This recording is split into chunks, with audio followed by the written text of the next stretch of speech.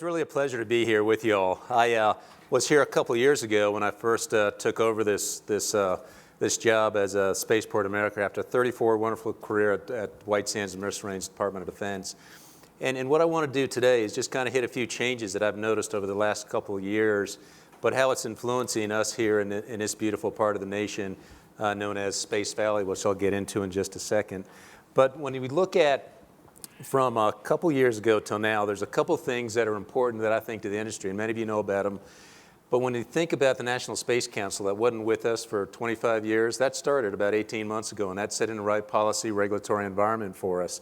And then you look at the commercial industry, it's like Wall Street woke up about 18 months ago. And what we're seeing is a lot of venture out there, venture capitalists that are wanting to get into the space sector and invest in this growing industry. Those two things aligned with the region that we live in here at White Sands and Spaceport America and southern New Mexico. You know, we originally built this first commercial spaceport to be focused on the commercial industry. But what I've noticed the last 2 years is there's so much linkages between civil space, national security space initiatives that many of our companies are lining up and doing things for all three sectors. And so those three key takeaways, I think over the last 2 years that I've been doing this are important. Plus the fact that now we're up to 301 launches out of the vertical launch area, which is just exciting news. So everybody knows about the commercial industry is growing. We're getting lots more money invested. The National Space Foundation put out in 17, there's 383 this year. They just put it out as 417 billion. And that's why all the other states in the nation are looking at getting into the space sector.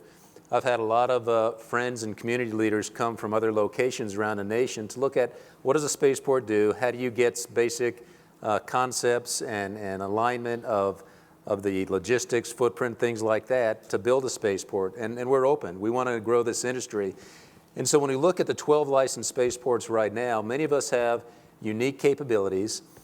Some of us are blessed with certain attributes.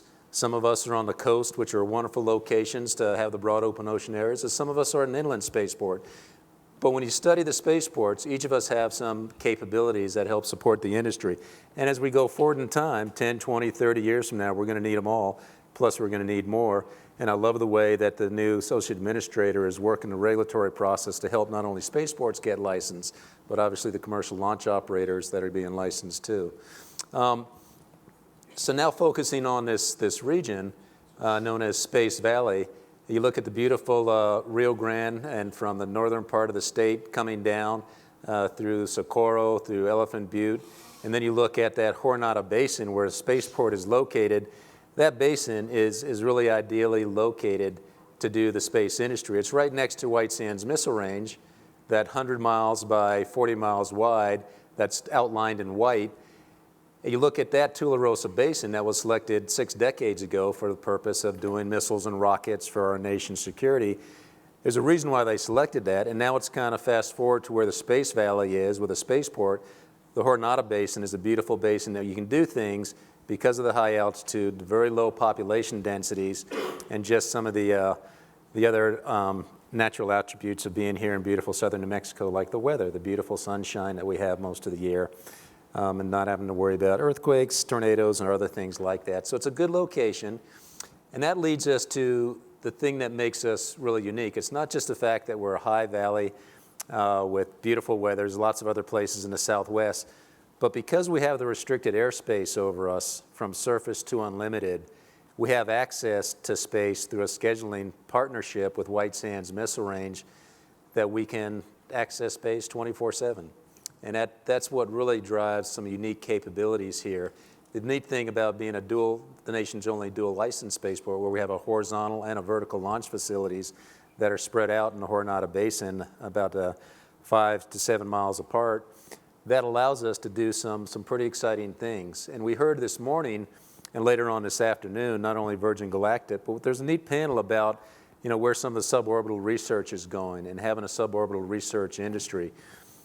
The neat thing about being able to access flights to go up, come down in a microgravity environment of 3 to 4 to 5, 6 minutes is you need that access to space, right? So this is a perfect location to be able to do that microgravity research for our customers that have launch operators and their customers that have unique payloads that are being developed. I really enjoyed listening to Erica and Sharisa a little bit ago and what they're doing. And I'm going to show a quick video that actually Mark actually had in his slide. But the airspace is important, and I wanted to show that as we go forward, because that kind of sets the tone for a lot of things that we're able to do in this part of the nation as we look at an inland spaceport. That little red footprint you saw out there, this is kind of what that big block of 18,000 acres looks like. We have the horizontal launch area, we have the vertical launch area, and then we have the advanced technology area where we're doing some exciting things like spin launch. And I don't have enough time to get into what spin launch is doing, but I'll be glad to talk afterwards with somebody about some of the companies that now have venture capital backing to be able to take concepts that in some cases may be game changers in the industry as we go forward. And that's kind of what's exciting about having this infusion of capital into the space industry right now. So this is kind of our basic footprint in the areas that I'm laying out right now in the Jornada Basin. And this is some of our current customers and the workload they're doing. Up Aerospace, Exos are two of our flight opportunity providers, also doing just some great suborbital flights. They're continuing, in fact, in another week, about the 25th of October, I think, Exos is coming back to do another flight with us. We have a lot of universities that come, and I'll show a nice video about the university element too. Boeing is there doing their heavy lift of the CST-100 Starliner, where they lift it up and they drop it on White Sands Missile Range. White Sands is their primary and secondary landing site for that capability coming back. So the future civil space astronauts will be coming from that capability back to this part of the country. Spaceport America Cup I'll show, and I know you've already had a number of elements from Virgin Galactic this morning. So again, what a wonderful kind of anchor tenant, anchor partner that we have that kind of got this whole investment going here in New Mexico. So let me show this real quick. This is, we talked about suborbital research and the ability to take flights up and come down. This is kind of a nice, it takes about a 2.5-minute video, but it'll show that for you.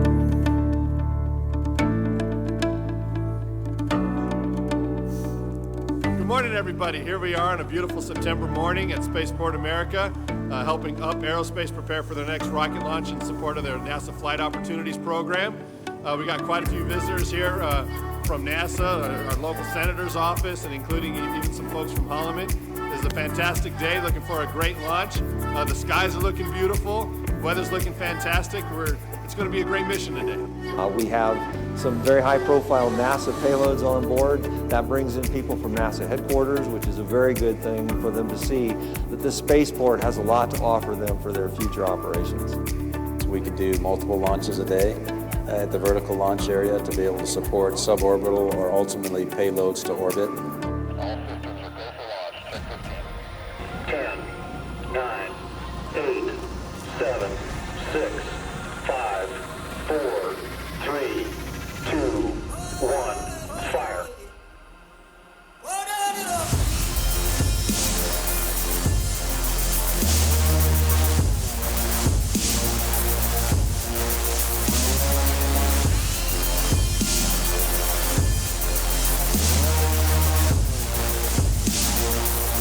The neat thing about that shot is you can see the basin is kind of very nice and green right now with a lot of the water that we've had lately.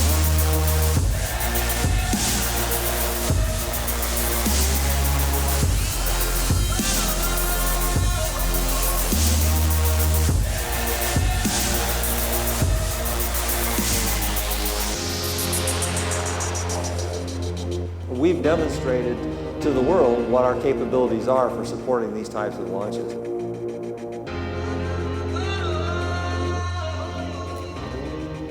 What this launch was today with Up Aerospace, with payloads from NASA and other customers, this is our 200th launch from the vertical launch area since we started launching here at Spaceport America in 2006. This is kind of where the new suborbital research community is really taken off. The space industry has really taken off. We have some very high-profile NASA payloads on board. That brings in people from NASA headquarters, which is a very good thing for them to see that this spaceport has a lot to offer them for their future operations. We could do these at the rate of 1 or 2 a week quite easily if the demand is there for them. So I wanted to show that real quick. We can do those flights actually much more than Dr. Gutman indicated. It just depends on the capacity and the bandwidth of our launch operators and getting the capacity there out at the spaceport. The next thing I want to go into real quick is a video about Spaceport America Cup. How many have heard of Spaceport America Cup before? You know, this is one of the most exciting events that I've done in my whole professional career, is getting university students from around the world to come and compete with their rocketry and their exciting innovations in their payload categories. So we spent a whole week together with students from around the world. This last year, we had 124 teams come in. What you'll see in this video is the first day is the convention center where they all get judged for a day. If their packages and their processes are still what they indicated in their papers, then they get blessed to go out to the spaceport for the last 4 days, and then they compete at different categories, 10 and 30,000 feet, with commercial off the shelf, with student research and design, and with hybrid technology. So it's one of the funnest events that I have, but I wanted to show this because I want you to see some of the innovation that these students are coming up with. And then also, as you go and look for your future workforce, keep the third week in June on your calendars open as much as possible as we go through time. That's going to be the sweet spot that if you're looking for future talent that are maybe sophomores and juniors, to make that connection and relationship with them.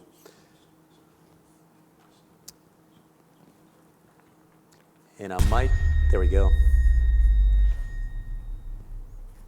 You all have almost a sacred ability now to create things and to engineer things. Most people out there in the world don't have that ability to envision something and to use engineering to put it into a technical framework that will make it succeed based on the requirements that you set it. And so all of you are not just, students or engineers, but you're creators. And the planet needs that in a big way right now. We need people who can go out there and design solutions for the biggest challenges that we have and to figure things out in a way that moves us forward. And you all have the tools to do that. And that's going to be super important for the future. The school I go to is, of course, New Mexico State University, which is the local school. So it's pretty exciting that we're actually competing for the first time in this competition. It's just been a journey all year. I was here last year, and it was awesome, awesome. But we didn't have a team. So I think the journey really started a year ago whenever the team started being created. We laid that foundation. We built it up from the ground, have an amazing team that's passionate and ready to compete, and looking forward to competing in the future as well.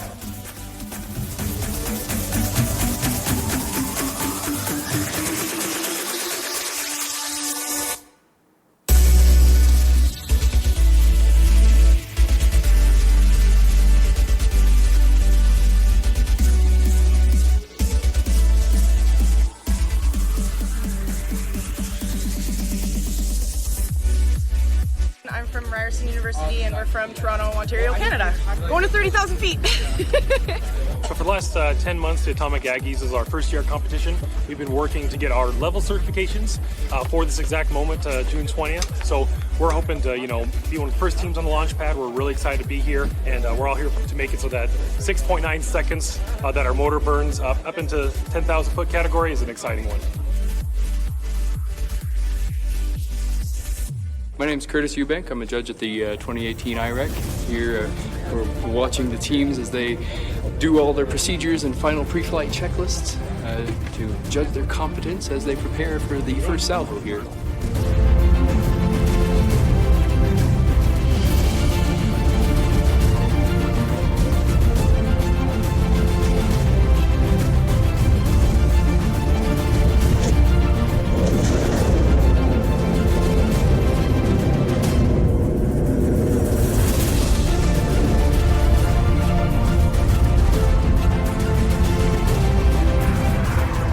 Emotionally, it was devastating. It was a very hard day for us to witness that.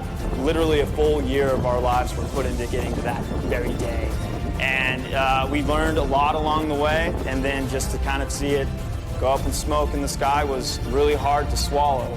Myself, I'm standing on the launch pad, which is 3 stories up above, teams from across the world. And the second it fails, everyone's eyes turn and look up at the guy who presses the button. After we kind of got over our pride and looked back on it, you can walk away and know that you learned something from that.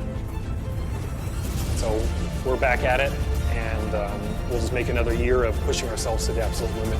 We're excited about that.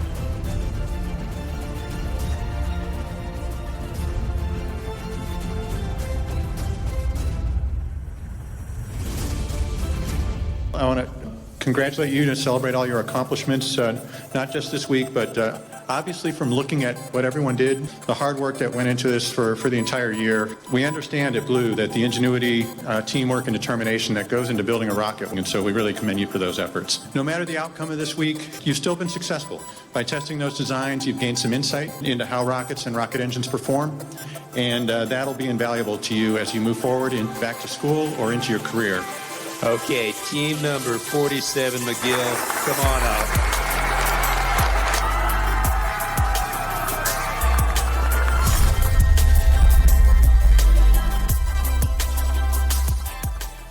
So the first year we did the Cup in 2017, the University of Michigan won. In 2018 it was McGill. This last June it was University of Washington.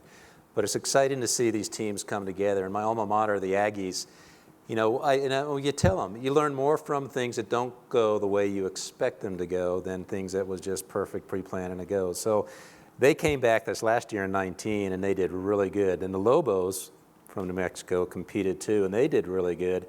And so there's a new interstate kind of award that's going to be announced by Governor Lujan Grisham. It's the New Mexico Spaceport America Chili Cup, just for schools in New Mexico. But as we go forward in time, there's a lot of states, there's a lot of universities around, like Ohio. They wanted to have 3 or 4 different universities come. Ohio State just wanted to bring 3 teams themselves. And so I think as this competition goes forward, we'll see a lot more competitive things just interstate too, inside the states. This is a great opportunity to get to your workforce as you go forward, but it's neat as a part of my charter as a state agency, STEM, and creating the workforce from kinder on up through the university is important. That's why some of my new best buddies, like Chancellor Havasu in New Mexico State, we just signed a wonderful agreement to work together. We're located on the Arrowhead Complex, which is great. So working with him, with physical science laboratories, with the other universities in New Mexico and in the region, we just got some great partnerships going forward to help the industry. So where am I going? You know, suborbital research is a no-brainer. We have plenty of capacity and the airspace to do that. Certainly we're looking forward to get into the next phase of our life at the spaceport, which is orbital with the right technologies, whether that's space plane, whether that's returnable boosters, whether that's certain new rocket capabilities. You know, a lot of people in the space industry don't realize that you can drop a booster inland. Department of Defense has been doing that for decades. We'd launch from Green River into White Sands, and there's a booster drop zone that we had. There's a place from Fort Wingate that we launch into White Sands, and there's a booster drop in Cibola National Forest. So the neat thing about our technology as we go forward as a family in a space industry, our reliability and our circular error probabilities of where things land are much more precise than they ever were in the past. That allows us to do things at an inland spaceport that obviously 6 decades ago we probably wouldn't have wanted to try. So that's Orbital is where we're headed. The goal ultimately is to be a transportation hub going forward. It was nice listening to Andrew Rush and his manufacturing in space. So how do you get supplies up and back? A lot of people say when I'm thinking of a new shipping and receiving center, it's not UPS and the railroad. It's actually shipping and receiving from things coming up and back from habitats, from manufacturing modules up in space. And that's where this spaceport, as we go forward, the intent is to be that hub as we continue down this journey together. I want to end just real quick on a slide that I've got about $19 million I'm spending this year. I've got a request to the New Mexico legislature to go for $57 million. That's just in-state dollars that we're spending. That doesn't include some of the potential federal partnerships that we can look at, whether it's with Department of Transportation. Again, the Associate Administrator of the FAA, Mr. Wayne Monteith, has some good ideas to help the spaceports grow the economy and looking at infrastructure across the spaceports. So there's a lot of things at the federal level that hopefully will work with some of the state dollars that we're spending. One of the key things is this payload processing facility that we're getting ready to design. We got $500K this year. That's just a quick notional thing. That's actually going to expand by about 5-fold to look at some of our immediate needs. We're working a great concept contract with BRPH. Rich Pruss and his team are helping us lay that out with their expertise. And that'll be at the horizontal launch area. And then we've got one at the vertical launch area, an integration facility with a similar capability. And for those of you that aren't able to go on the tour, these are just some snapshots of some of the facilities out there at Spaceport America. When you do get a chance to come out, you'll be able to see our security safe team that's out there 24/7 and hopefully get out to Spaceport America. And with that, I'll end on this cool image. You've seen this before with mark and flight opportunities, but it's just such a neat image. We'll show it to you again. So I'm looking forward to the questions, and I think we got about 10 minutes or so for that. We do. Dan, thank you for being a good sport, putting up with me. I really appreciate the great overview. So we do have a number of very interesting questions from the floor. First question, what's the cost for using the spaceport for a launch? The basic student launch cost. So obviously with university programs, it's not the same cost structure, nor is it the same requirement or resource load on our staff when they come out. And so what we started with the universities, it's just about $3,000 to $5,000 for a weekend. Usually they'll come in like University of Southern California, which was the first student rocket single stage to go to orbit to get to the Kármán line. So they came in with about that funding profile. That basically just helped to absorb some of the shipping, receiving, security costs that we were obligated to recover. So it varies from there to the small sat launch operators that are doing research development. Our profile is more of a partnership with the launch operators. As a spaceport, we understand that a lot of the development costs for getting your capability up, you don't have a revenue stream coming in. So there's a certain opportunity to let you come in at very minimal to, obviously not going to say zero cost, but very minimal. And then as you're successful, then we'll be more successful in recovering additional capabilities to support you. Same relationship that we had with Virgin Galactic as a tenant 10 years ago. It kind of started off on that. As they became more successful, then there was an opportunity to be able to go and recover more of the cost going forward. But as a spaceport, we understand the small sat launch operator industry isn't able to immediately show a return, and we have an ability to be able to support those customers going in to keep their initial development costs down. What do you believe the average cost or budget that a university team needs to have to be part of the Spaceport America Cup?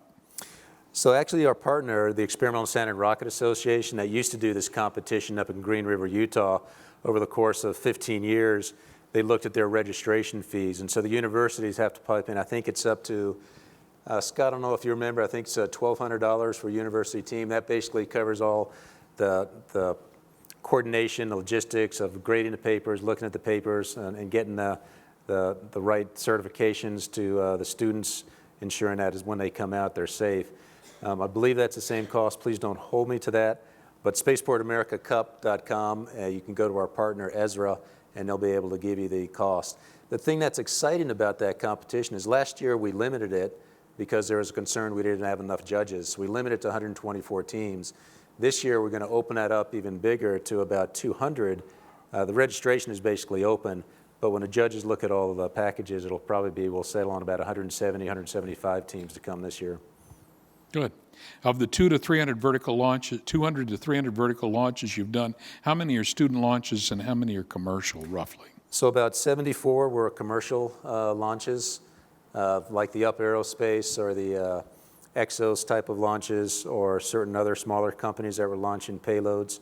And then the rest of them were student launches, like these Spaceport America Cup. There's at least about 90 to 100 launches each year that we get out of that. So that's what's added up to the 301 total launches. What are your capabilities to support emergency response needs for human spaceflight?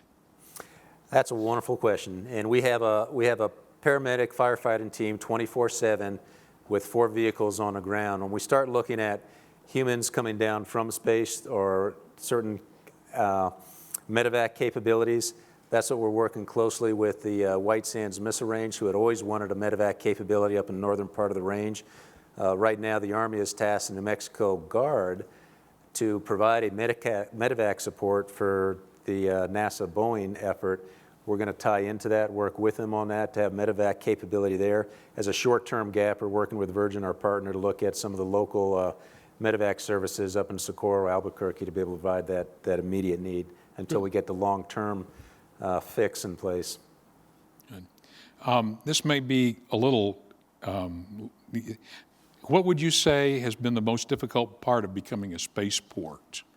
Was that before your tenure really, or So the can you most comment on it? difficult part about becoming a spaceport is what my predecessor did for 5.5 years. All the early construction projects, taking that big investment of state dollars and doing the trade-offs of when we had to extend a runway and when we couldn't do some projects, we had to make those decisions, and then managing those contracts in place. When I came on board 2.5 years ago, the basic infrastructure in place. So again, I'm a blessed man. Now I'm kind of growing with the industry and all the investment now that's coming in and doing the right dissection or assessment of these launch operators and just doing more of the business development side of it. This is a really interesting question. What do you need from a regulatory standpoint to allow orbital launches from Spaceport America? Actually, we don't need anything. It's really our launch operators. Then we help them go through the license. Right now, we're not limited. Our license at Spaceport America, our vertical and horizontal launch, we're not limited to suborbital. We can go orbital tomorrow. It's a matter of working with our partners that potentially have ability to launch out of there, whether it's a spaceplane technology. In fact, there's this one project that DARPA had, and we worked with Aerospace Corporation, and all the ISPCS numbers for that spaceplane that would go downrange about 600 miles worked out perfect at different polar, sun-synchronous, easterly, and ISS orbits. The ISPCS analysis, the big part of that we would take to Wayne's team and show that the public is safe, that's an easy thing to do. But we're not limited as a spaceport. It's working with our launch operators that will work with their operator license. Besides Spin Launch, are there other companies that occupy the ATA? Not today. Not today. There is, right now that advanced technology area, we just put in a new environmental clearing area to get a couple more coming, but today it's Spin Launch is the one that's operating out of there. Okay, here's a different sort of question for you, and I don't know if you're going to be able to answer this off the top of your head. People like the music on your video. Can you name the band that performed? Man, okay, next question. I am the worst one with music. Could I ask my daughter? I've got a 16-year-old daughter that could get that right. Okay. Well, we'll have to do that as Where's a homework lifeline? assignment. Okay. Is it possible to organize events in the spaceport, such as conferences from the university? Is there any venue for a conference out there? I wish I could say yes, there is. But right now, in fact, when I bring legislative committees from New Mexico down there, we have to take all the fire trucks out of that big bay and put in seats, and it's not a very good acoustical area. So we can probably hold maybe 40 people in our gallery space that we've got. But one of the projects that I'm going for next year is this Welcome Education Visitor Control Center that'll allow conference rooms. We'll have an auditorium of about 1,000, and that's when we'll get there. But I don't have that built today, but that should be coming soon. So right now we're limited to, if you got 40 people you want to bring, we can probably host you. Well, related to that, someone wants to know, when will a rail runner stop be put in at Spaceport? So that's a good question. And I don't know about the rail runner, but we are looking at the BNSF railroad that runs right through our campus going north, looking at where we can. They've already got a spur that goes off to just move some of their cars that are bad that need maintenance. But as taking that into a shipping and receiving would be good. And once that happens, then it's an easy extension to start getting a rail line. Whether the rail runner comes down, that's a question for Governor Lujan Grisham and her. Let's see, the rail runner basically runs between Albuquerque and Santa Fe. Albuquerque and Santa Fe, correct. So it might be a while, but wow, what an interesting idea. How many launch sites are in your vertical launch area? So right now we've got about 4 sites in the vertical launch area. Part of that $19 million I was talking about, we're putting in a 5th site and with a rail to have a duplicate capability to do some of these smaller rail launch capabilities, very similar to Up Aerospace's type of asset. Okay, we got time. Let's see, I got several questions and we got time for about one more. So I'll end on this one. Can you describe to us how the winner of the Spaceport Cup is chosen? What's the criteria for evaluation? So there's 6 categories in the Spaceport America Cup. 10 and 30,000 feet with commercial off-the-shelf, 10 and 30,000 feet student research and design. They pour their own motors, do their own assembly, integration of it. And then 10 and 30,000 feet of the hybrid technologies. And the first place winner of those 6 categories then have the honor of competing for the Spaceport America Cup that's awarded to one of the first place winners. And so what the judges do at that point is they look at all the scores, they look at the comparisons, they look at how close they were to the maximum 1,000-point total, and they'll look at which one of the teams they felt. It's not totally subjective. They have a good criteria, but they look at all the first-place finishers, and they decide who's going to be the recipient of the Spaceport America Cup. Very good. Thank you, Dan. Appreciate you coming and describing spaceport activities to us. Thank you.